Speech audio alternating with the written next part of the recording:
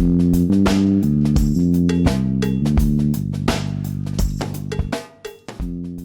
right, it is Wednesday, September 16th, 2020, and this is the Fight Business Podcast.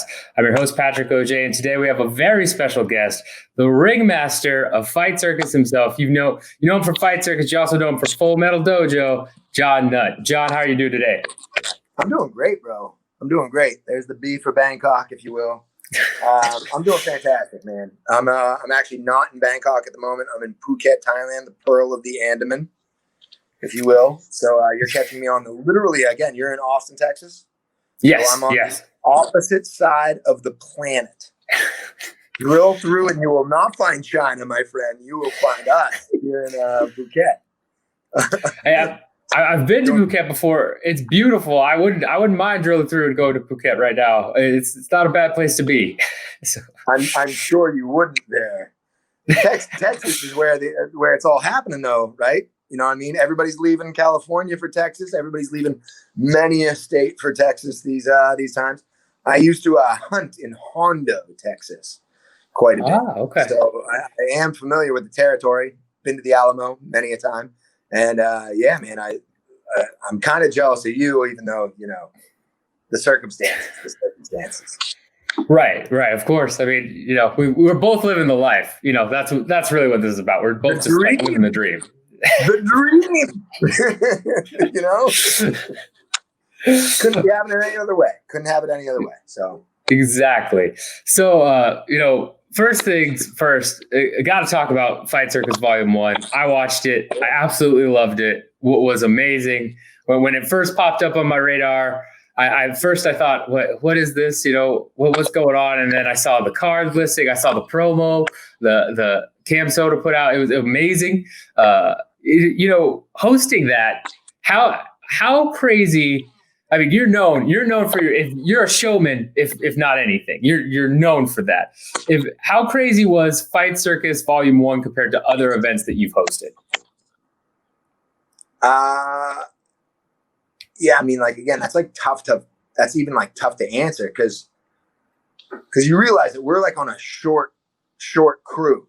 And we're doing a very weird thing, and we're doing it at a very weird time. And I feel like a lot of larger companies have the ability to sway COVID in their way. You know what I mean? Again, let's just look to the largest, the UFC. They get to do, my man's meeting with Trump. You know what I mean? They get to do a lot of special things. Over here, I'm kind of the underground king, and I ain't been crowned, if you will. And we do a lot of weird things and we work our ways around things, but it's pretty much me and a very, very limited team. So in all honesty, I'm going to pat myself on the back right now, but we pulled off something that a lot of people that couldn't pull off in the world. So how did I feel about it? It was epic, man. It was epic. Even being there, it happened from 9 a.m. to 11 a.m. on a Sunday morning. You know what I mean? In a club, that's a nightclub that got done at 4 a.m. So from the events coordinating side, because I'm hands-on on everything. So from on the events coordinating side, I stayed up all night to do that show. And then I stayed up, we had the people leaving the club at 3:30 a.m., 4 a.m., we had the ring going in there at 4:35 a.m. From an events coordination standpoint, nobody can mess with me. Nobody. That is above and beyond events coordination. There are companies that can't do what I just did. So, yeah, I felt really, really, really good at it. It was a success all around. But from the events coordination side, huge success. Huge success. Yeah, that sounds, ridiculous in terms of, getting all of that done, especially with a skeleton crew. I've talked with other promotions who have, a small staff, and they've talked about some of their challenges, but that's nothing compared to what you just mentioned. So that's a whole other level. Bravo, sir, especially for what was put on. Bravo. another part of that obviously was social distance event in Bangkok. How was that for you? Right. That's again, you did your best to hype up the crowd. You were able to do that, but did it feel that different to you, or did it feel just kind of like another show despite the crowd kind of being, trimmed down? I work so many shows that like I've done the inside the studio thing before. Over there in the States, that's not done very much. But over here in Asia, the studio shows are done very regularly, especially for boxing shows. I work Point Boxing. Big shout out to them, WB Boxing. And those are studio shows that are held pretty regularly. So I knew what I was in for. And I knew that I can perform as a kind of, again, as a clown. I know that I can be a clown. That's not hard for me at all. I am a clown, so it all works out. The tough thing was, again, we were going to do the show in Phuket. And a week before the show, we heard through the grapevine that people were not going to want us to do the show in Phuket. And so we had to make a last minute call and do it in Bangkok at Insanity. And I want to, again, salute all of the people from Insanity. That group goes above and beyond to look after my back. Ben Baskins and all these human beings there, Don and all those guys. So they really, really took up the charge, and they really, really helped us out. And stars aligned. You know what I mean? Stars aligned. It was awesome, bro. It was awesome. I mean, we were only allowed 50 people. Okay. So we sold tables for the event, like a normal crowd at any other kind of minor league, not minor league. I don't want to reference it as minor league, but you understand what I mean. Like any kind of smaller shows, lots of smaller shows go off and they sell the tables and they sell the tickets and stuff. It's a major part of the income when it comes to the events coordinating. And we weren't allowed to sell out, but we were allowed to sell 50 tables. So we made it a very exclusive show. I went back to my roots of the Dare Fight Sports days when I used to do that. And I really I harnessed in the energy of going after a badass motherfucking crowd. I can say fuck, right? Yeah, you're good. So I went after the badass motherfucking crowd of the people that I knew were going to be up all night and that would still enjoy going to another crowd. And remember that Frankie Edgar fight was on at that time too. So I had a lot of people that were still watching fights, and they were willing to put up with a 2.5, 3 hour UFC card and then come see my shit. So yeah, it was awesome, bro. Yeah, no, I mean, and in terms of just the partnership with CamSoda, right? Because that we've seen CamSoda kind of wade into the MMA space before with the MMA Legend shows with Charlie Horse and some other people there. How did that partnership come about? How did you get that deal done? Because that was huge in terms of distribution, I would imagine. Yeah. Well, and huge for the COVID times. Right. You know what I mean? Huge for the COVID times. So when I worked with Dare Fight Sports, Ben Stark was my fellow commentator on that show. Ben is back in Florida. He and I have stayed in touch. We're obviously still very good friends. And when COVID happens, people need to take side steps. And I hit him up and I was like, listen, CamSoda guys are one of the guys that I respect so much. And by the way, I reach out to everybody in this in terms of shows. I think a lot of MCs, a lot of commentators, a lot of other people, they offer their services and see where it goes, right? Well, Untitled Dojo and everything that I've ever done in combat sports in terms of Thailand, I just felt was right up their alley. You know what I mean? So I contacted Ben Stark and I was like, I know you're in Miami, man. I know you know these guys. I know we got a product that's right up their alley. Do they want in on any type of thing? He introduced me to Icy Mike. And for those of you that don't know, Icy Mike was Kimbo Slice's manager. I mean, that's a dude that's been to all of the Dutta 5000s. You know what I mean? He has a signature stroke on that Miami fight scene. And the dude is a very, very nice guy. And personally, when I got to talking to them and I got to talking to them about like what they do, you know, they don't see themselves as any kind of 18 plus rated R pornography site. They see themselves as a streaming site, right? They're a streaming site. Those guys have a team that made a sort of code that allows you to tip through the internet. They have that power. That's something that they're doing it very, very, very well, right? And how do you think that they've done during the COVID period? Very, very, very well. They did very well. And so he wants to do other streaming. He wants to do fights. I've talked to him, man. They want to do race car driving. They want to do other things. You know what I mean? And it is a streaming platform that, like, for me, I thought that we fit brand wise. I thought that we fit very, very well together. I am a huge fan of them. And I don't mean that like I go to the site or anything, you know. I'm a huge fan of what they do. I'm a huge fan of who they are business wise. I'm a huge fan of who they are behind the scenes. And I think that there's a little bit of to and fro on that. I think they know who I am. I think that anybody that's in Bangkok, Thailand can be looked at as being shady, but I'm not shady, man. Like my moral compass is in the right way. Their moral compass is in the right way. The one thing that we both agree on, though, which a lot of people these days don't in the fight industry, is that I personally believe that the fight industry should be rated R. So I saw that as like a real, like I'm going to do a rated R project. I'm going to do it for a rated R audience. And if I'm on this site, it guarantees that it's rated R. Are you with me on that? Because there's so many fight organizations right now that are going after the crappy demographic. And by crappy demographic, I mean 14-year-old girls. Like, that's who buys things, right? Right. So that's where the sport is being driven to.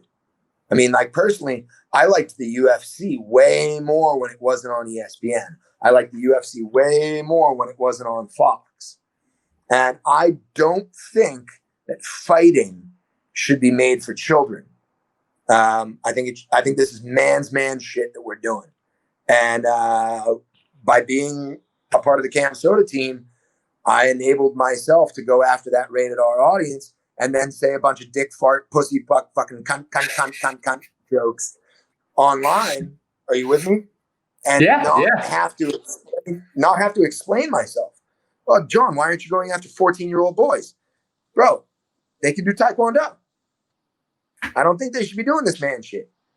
And by the way, I mean, like, you know, not saying that it's like a downfall of society, but hey, you know, I mean, hey, you know, we're talking about having Joe Rogan do a presidential debate. I mean, what kind of clown show are we in? You know what I mean? Like, what kind of clown show did we turn into?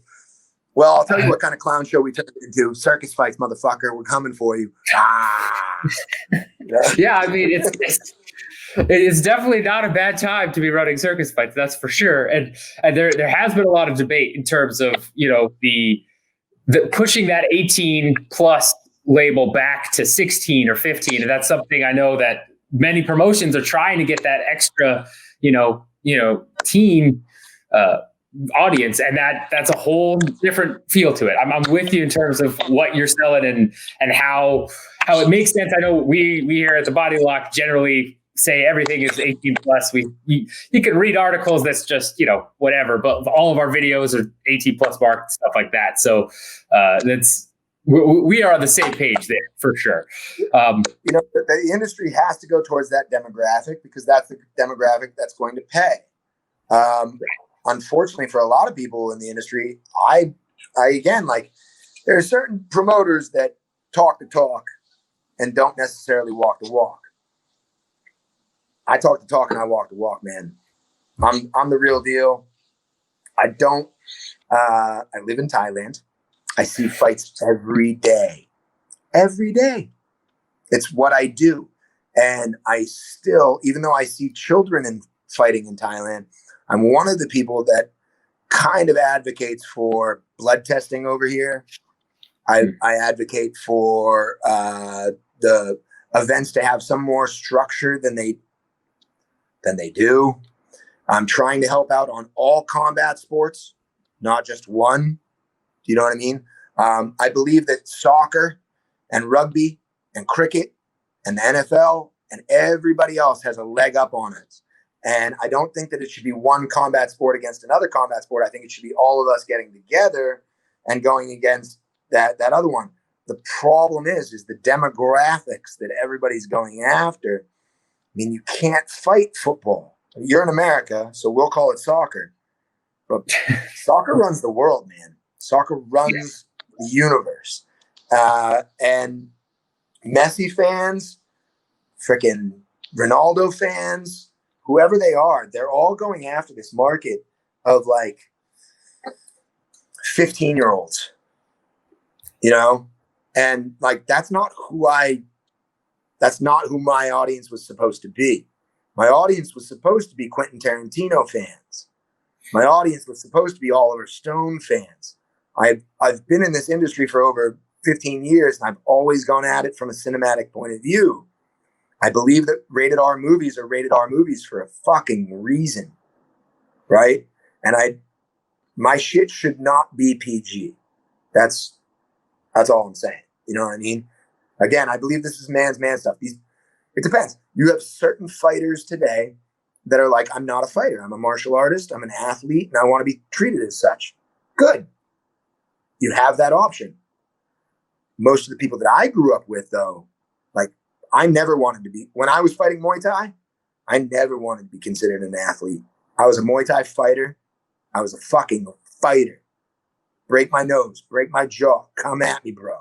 You know what I mean? That was the way that I always rolled. And that's the way I think that there's a lot, you know, dude, there's a lot of man's man out there right now that once again are frustrated, you know what I mean? And they need to blow it off. And events need to be had so those people don't go out and rob people, you know, so that cars don't get jacked, you know? There needs to be an outlet for that type of human being. And I will provide that outlet. Yeah, and that's a brand you could sell. I mean, you sold me on it. I mean, that's you know, that's something in terms of that. It's different than what the UFC is trying to do. It's different than what Bellator, some of these other pros try to do. It's a unique brand perspective, as you mentioned, right now in the current business climate, makes a lot of sense. Now partnering with CamSoda, you know, after this event happened, did you get any feedback from them? Were they happy? Are you going to look to partner with them continually down the line? Loved it. Yeah, I mean, can I be honest with you? You want to be small? Yeah. Honest? Yeah. You ready for this? Yeah. I think it was I possibly think it was the most successful one-off show that's like ever happened.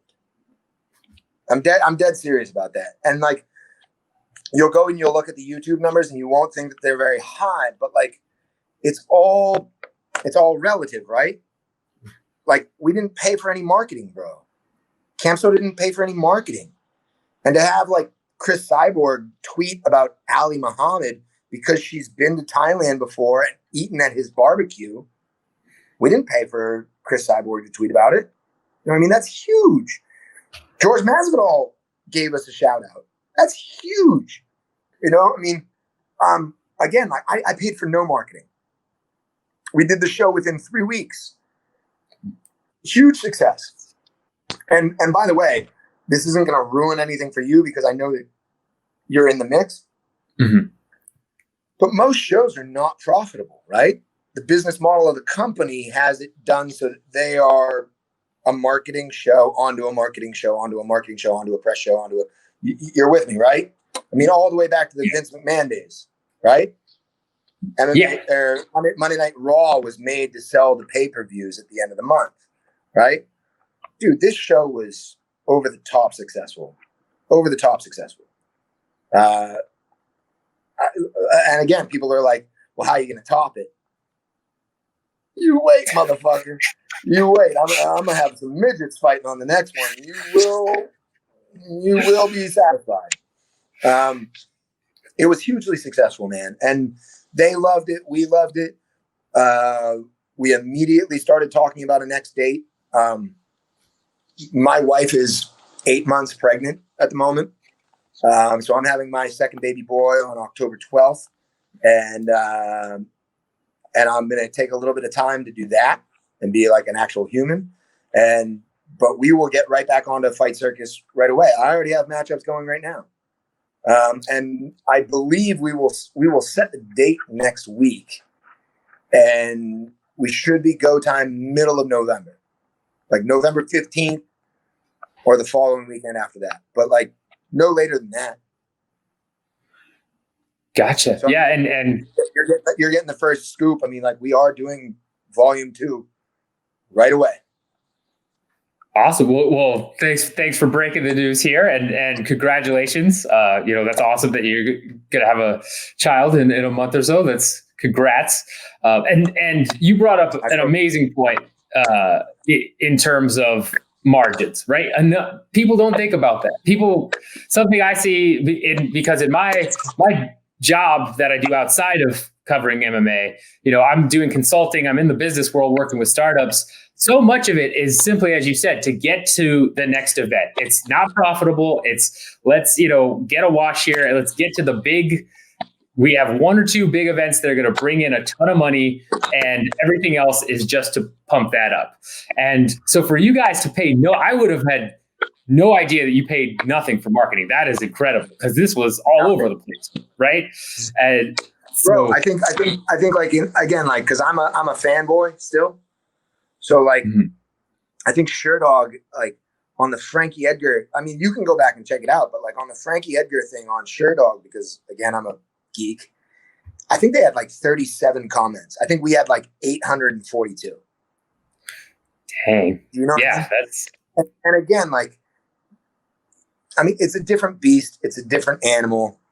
But I mean, also like I'm in a portion of the world where, I mean, dude, what's the number 2 organization to you? Oh, that's a tough one. Right. I mean, in this side of the world, right. It's Bellator. They got the, biggest names outside of UFC, at least for the American fan, North American fan. Correct. And over here, I would still say that it's Bellator, but one championship is creeping in there, right? Mm-hmm.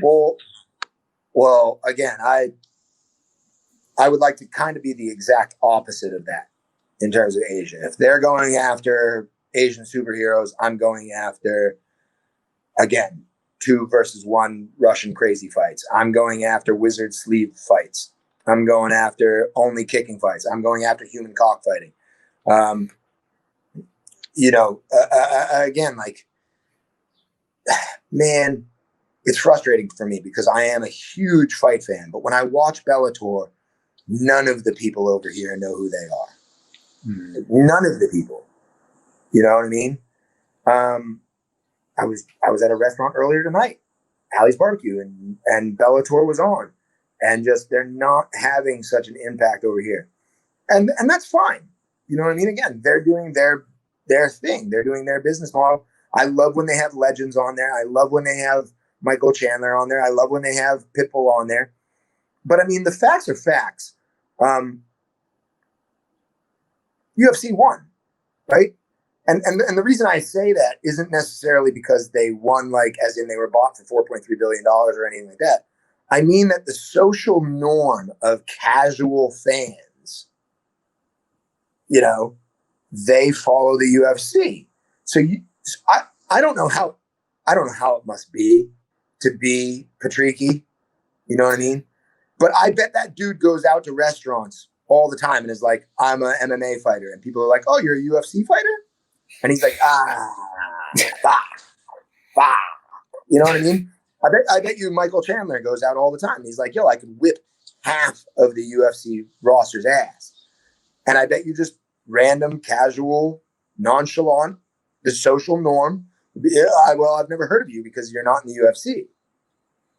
And that must suck on like a little bit of a degree. You know what I mean?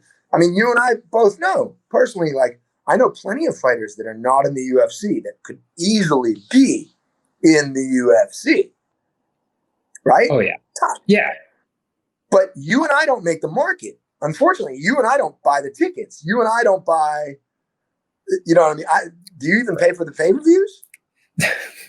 I do, but sometimes. Well, or I go to a bar, but now I'm paid for the pay-per-views, yeah. Right. So, I mean, but back to brass tacks. I mean, the fact is the majority of MMA fans are shitty. They just don't pay for tickets. They don't pay for the merch. They don't pay for food and beverage. They ask to go to free for shows. They kind of suck. And I think it's the reason why our industry isn't as big as it could be. And I would agree. And again, great points in terms of, UFC won the brand war. There's no doubt about it. It's, I've had interactions with people in real life where they say, "Oh, you cover UFC. Do you train UFC?" And I'm thinking that that's what MMA is, right? And it's got to be frustrating for anyone outside of that promotion. They did a phenomenal job of building that brand as the entire sport and translating that to the casual fan, even though it's not true. That's what they translated was UFC equals MMA. That's what they got through the casual fan, and that, yeah, and that's why we're in the situation we are today with Bellator and in Asia, which is a huge market, right? UFC's been making plenty of moves over there. They've got China with Weili Zhang. They've got media rights deals going on over there now. Abu Dhabi. They're trying to get over into that spot. You mentioned one championship is kind of creeping into their market a little bit. Yep. One thing that you brought up on the Asian MMA podcast with Mr. Whitelaw, who I'm a big fan of, is that you said that Fight Circus is kind of, for the hardcore, and they're going more towards the casual fan. But one thing I noticed with Fight Circus was I had a couple of friends who, and my girlfriend actually, who generally doesn't watch fights that often, immediately being attracted to the style of fights you were putting on. So do you believe that there is a good way to use that style and bring in the casual audience for things like Fight Circus? Yeah. I mean, you're hitting it on the nose, and you're going towards where I'm going. I mean, like, I personally don't mind pissing off fight fans because I don't really think they contribute. If I had my choice, would I rather have the comedy fans be on board than the fight fans? Fuck yeah. Way bigger market. Way bigger market. I mean, the plans for Fight Circus, again, like, we talk to comedians all the time, and I was supposed to have comedians on board with multiple of my FMD shows. Some happened, some didn't. You know what I mean? But I will tell you that if in the future this goes the way that I want, yeah, there'll be guys like Andrew Schulz. You know what I mean? There'll be guys like Bill Burr already did a Rough and Rowdy. I'm from Boston, Bangkok, either one. If I can have Bill Burr be a commentator for me in the future, fuck yeah, I'll have him. And that's not far off. Are you with me? And if the fight fans reject it, A-okay, buddy. A-okay. You've got so much fights that you can go check out. I mean, again, when I was a diehard UFC fan, it was like a pay-per-view 4 times a year, 5 times a year. You got psyched over it.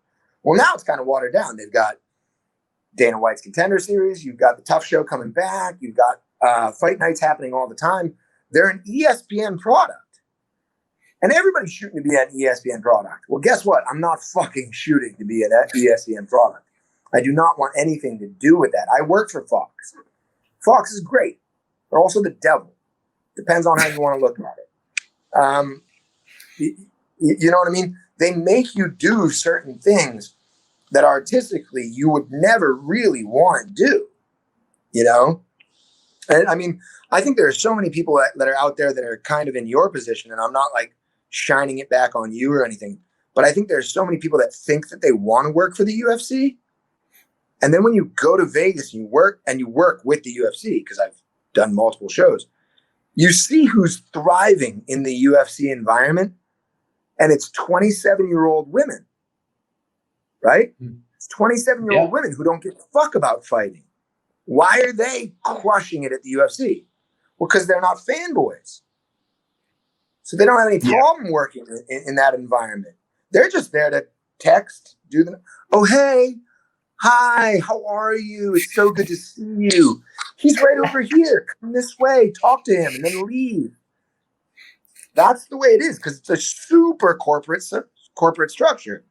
So you might think that you want to work for the UFC, and then once you got the chance to work for the UFC, oh shit, are you in for a rude awakening?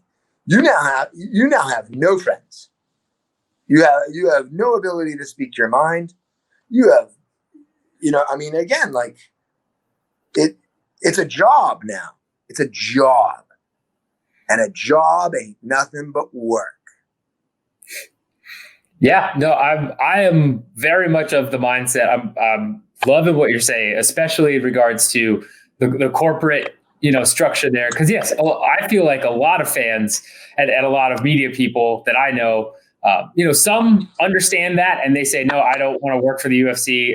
I will cover them, but I want to work for some of these other outlets where I have more freedom. Others are gunning for the UFC, like you've talked about. And in all of that, it's the difference between, the corporate world where you're working at a Fidelity Investments or a Charles Schwab or huge bank versus a startup in Austin where everyone is, having parties and there's a bunch of, you're free to do whatever you want. It's a completely different world that a lot of people don't realize. And I think right there, you nailed it in terms of UFC is that giant Walmart, Amazon. They're the Amazon. Yeah. They're the Amazon of the fight game. Dana is the Bezos. They look the same, except chubbier or balder or however you want to go with it.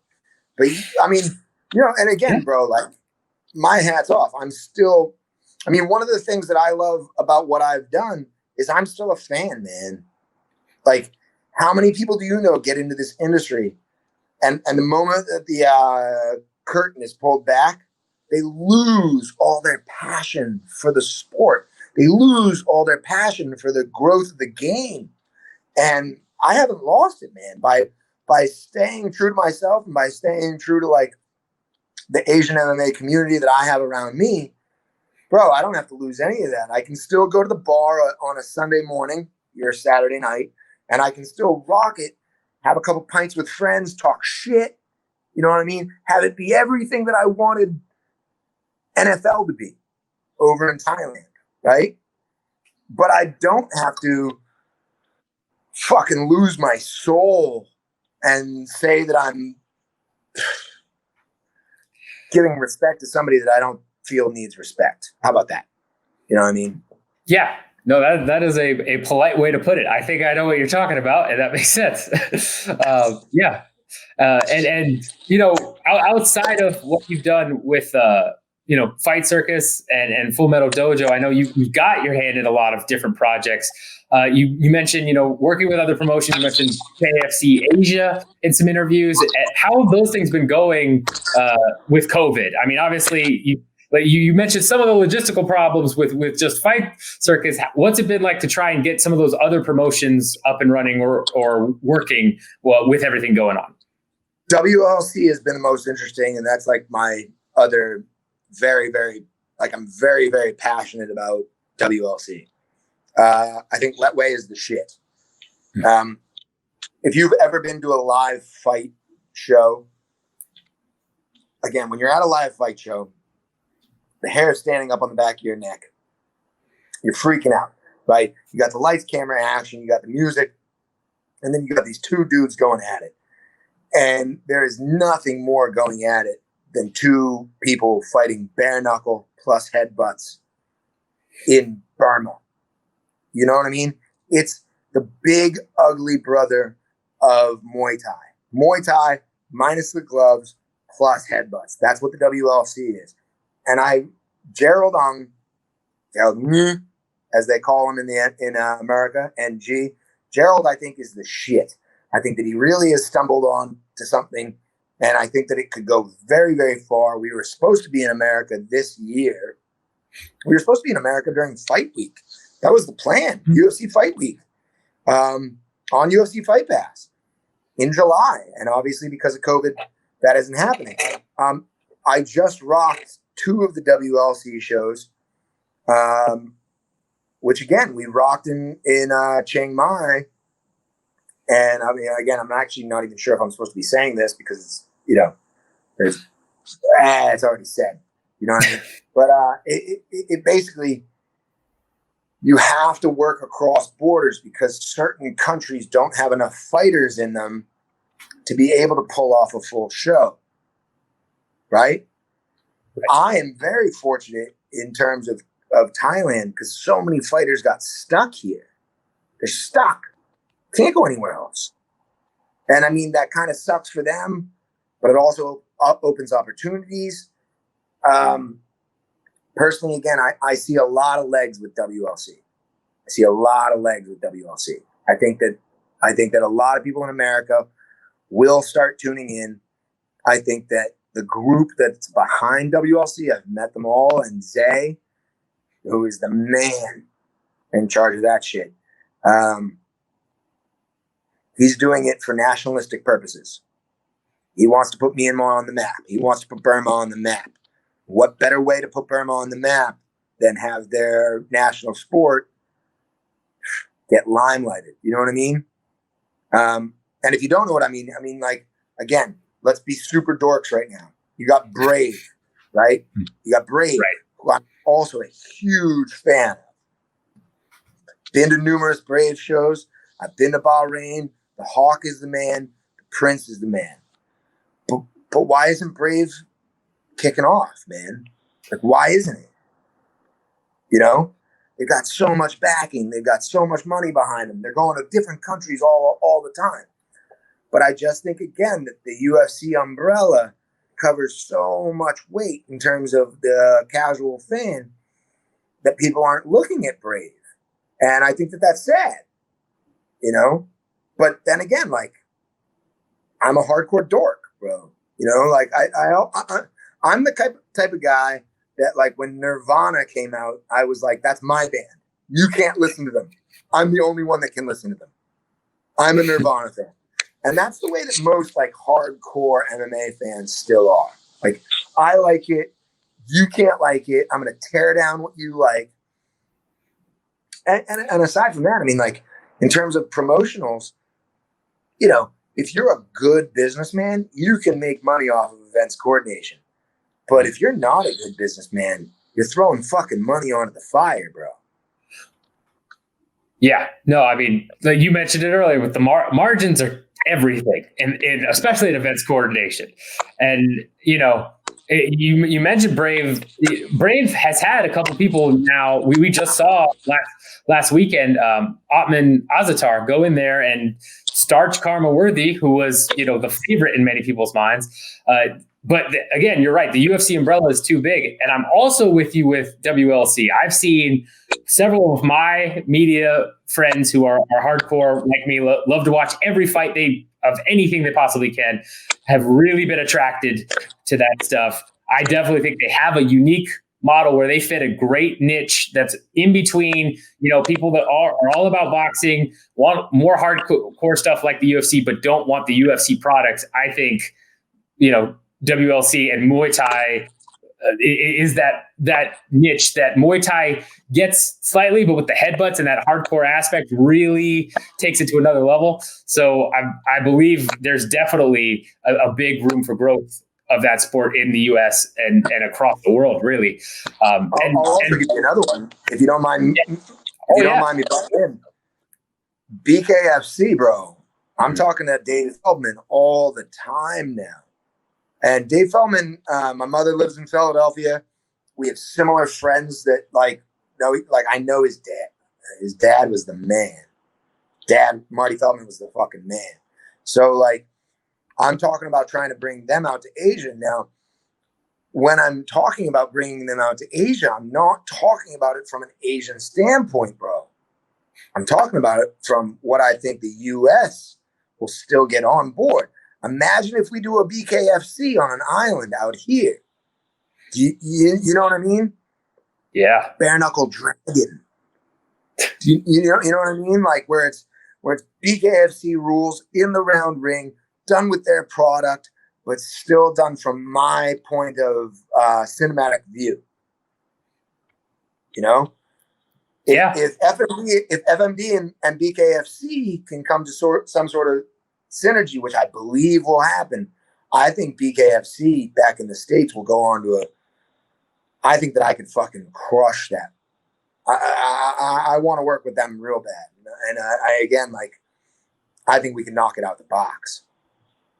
Yeah, and we've had Dave Feldman on this show before, and he's always open to experimenting and doing new ideas, pushing the envelope when it comes to live event promotion. I would love to sign me right up if you get your cinematic vision as the director, so to speak, plus the BKFC. Oh man, that would be incredible. That would be awesome. So I'm all about that. So one other thing I wanted to cover real quick, and again, I appreciate the time. This has been an amazing conversation. I love talking business with you. It's awesome to talk to someone where we can just be candid about the way things are working in the fight game. Another thing that happened, which for you right before the pandemic hit, I believe, was you signed up for the show Eat, Play, Fight, right? Which was supposed to be a travel show, going around and doing that. What's the status of that, given everything going on with COVID? It's the biggest joke in my life, bro. You know what I mean? Like, it's like living the dream. You sign your biggest contract of a lifetime. You sign a huge contract to do a travel show, a food show, involving sports, involving fights. Our first one goes down in Vegas with Connor. You're meeting Connor. You're hanging out with him and Cerrone backstage. And then you get back to your country. And so the whole thing was powered by Chang. And Chang doesn't want anything that's in Thailand. So the whole show it's not shut down. I mean, like, we're definitely starting it up and we're definitely going back at it again. But I mean, how hilarious is it and again, you've kind of probably noticed that I'm a glasses half full type of guy. Right. It's half empty. But man, it's such a funny twist of fate in terms of life.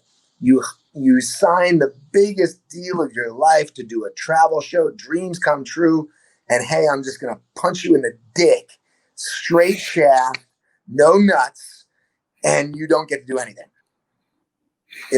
Me and Andy were like living the dream, bro. In February, we were talking about. So the one thing is, they allowed me to start covering soccer. So we were supposed to cover Manchester United versus Leicester City in May. This was going to bring me to another level type of shit. You know what I mean? Yeah. And shit happens. You know what I mean? Roll with the punches. Roll with the punches. Have your body get out of the way. Have those love handles move out of the fucking way, because they are going to get socked out of the way and you're going to get a kidney shot, a liver shot, and you're going to fall out of the way. But I mean, I don't know how else to say it. I mean, shit happens. But personally, I mean, fuck it. I'll get through it. Yeah, I have no doubt that you will persevere through. I mean, glass half full, half a guy. The fact that you were able to put on the Fight Circus, with all of that back, just because I've been in the events industry for a small part of my career. What you just talked about, I feel like people that haven't been in the events industry don't understand just how hard it would be to do everything you talked about in terms of getting that last minute venue change, getting the ring set up right after the nightclub. So if you're able to pull that off, I have no doubt you'll be able to, really kick this into full gear, find a way around this. And, I'm sure that big moment will still come. It's just a little delayed at this point because of COVID, which, that's how it goes sometimes. But great life advice. But again, it allows us. I mean, it allows us to sidestep, right? Mm-hmm. I mean, I don't think so. we were always looking at a Fight Circus. We were always looking at like at FMD. I don't want to compete, bro. I don't want to compete against any of the big guys. I'm on all of their radars and they shit on me. You know what I mean? And it's tough because even when they're anti-bullying, they bully the fuck out of you. You know what I mean? Yeah. Yes. So like, it's just tough. But like, so we were already going the direction of that. You know, the funny thing is it's all promotion. You know, it still breaks down like it's like Dr. Dre said, it's all entertainment. It's all entertainment, bro. So like a hilarious, you know, I'm again, this isn't like picking on Bellator, but like, you know, I had my Joe versus Schmo fight, right? A dude with 7-0 against a dude that's 0-0. I'm pretty sure they've had that too. Yeah. Just they promoted it champion versus champion type of shit. And I promoted it Joe versus Schmo. But if you go back and look at the records of some of these fights on some of these promotions, it's the same thing that I'm doing. I mean, I'm not doing anything like, again, behind the scenes. We're behind the scenes right now. You know, we're breaking the fourth wall right now. We're breaking the fourth wall. I'm not doing anything that's dangerous.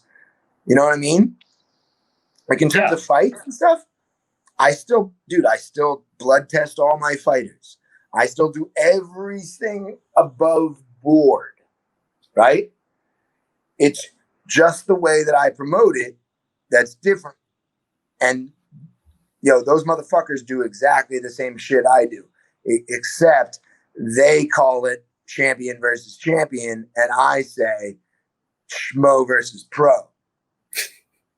Yeah, I mean, even look at Dana White's Contender Series just a couple of days ago, where they had Daniel Wolf, or actually yesterday. Man, it feels like forever ago. They had Daniel Wolf, you know, who is a well-known boxer, but that was her MMA debut against someone who was 5-0.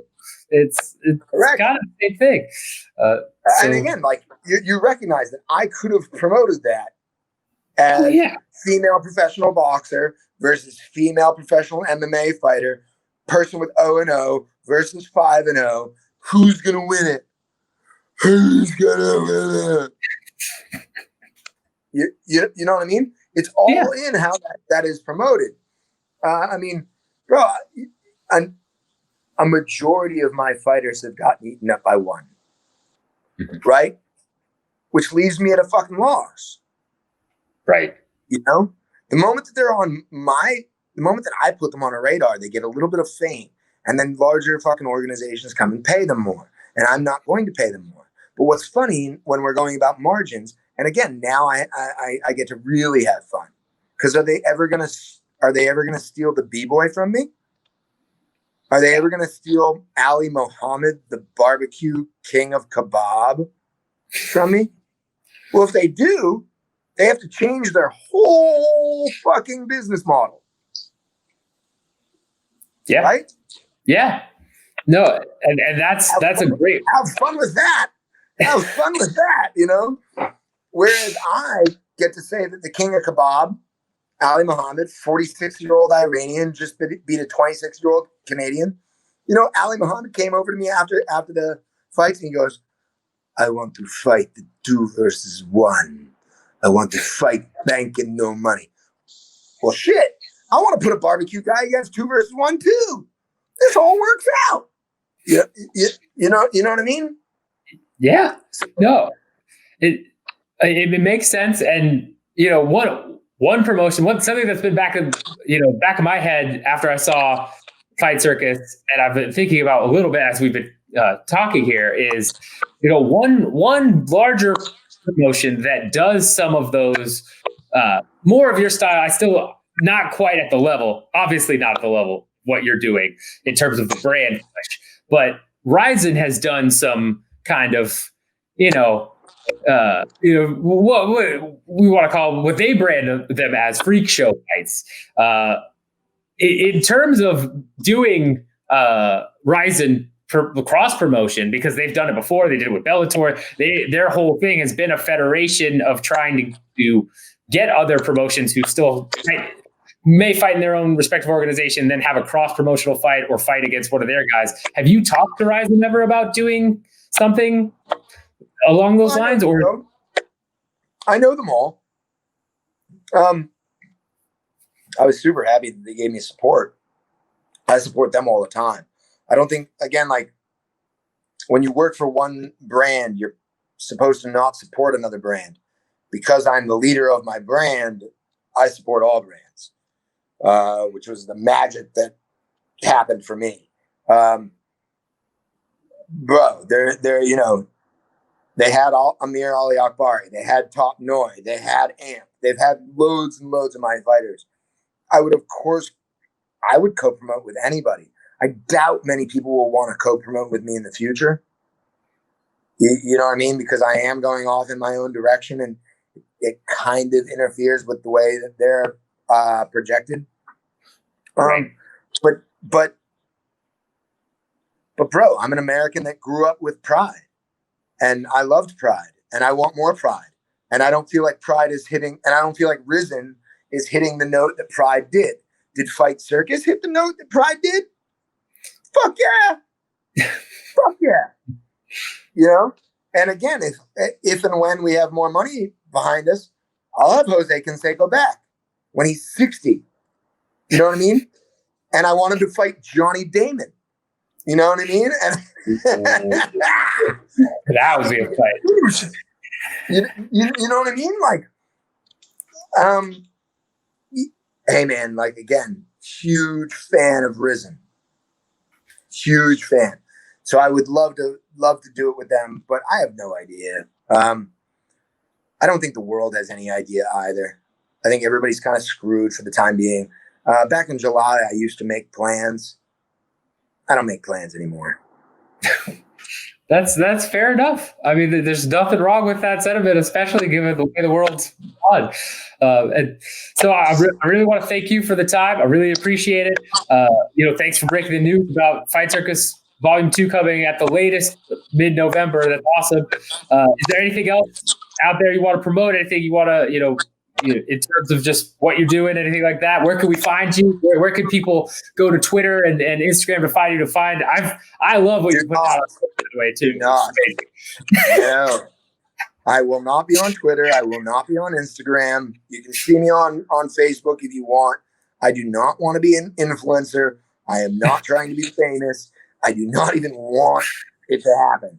I mean, the best thing that could happen to me is that I blow up in America and work it out in the Thai baht. You know what I mean? But man, again, like I said, I do not feel like I'm doing children's shit. I'm doing man's man shit over here. I don't want fucking anybody to, and I'm not trying to be a celebrity. I don't fucking care.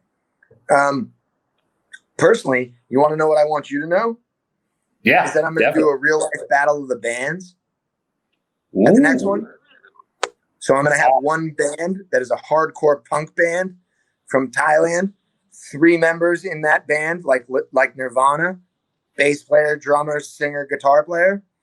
And then I have a Rage Against the Machine band, 4 people, right? And they will play their walkouts. They will walk into the ring, and then they will fight. Real life battle of the bands. 2 bands fighting each other. Real life battle of the bands. That's fucking happening. That is genius, sir. I take all of my money. That is incredible. Yeah. I love it. That's man. All right. Well, again, thank you so much for the breaking news. Thanks for the time, and really appreciate you being on, man. We're definitely gonna have you back after Fight Circus Volume 2, or maybe even leading up to promote it if we can. Our small little outlet can help. All about that. For sure, man. For sure. Thank you for having me as well, bro.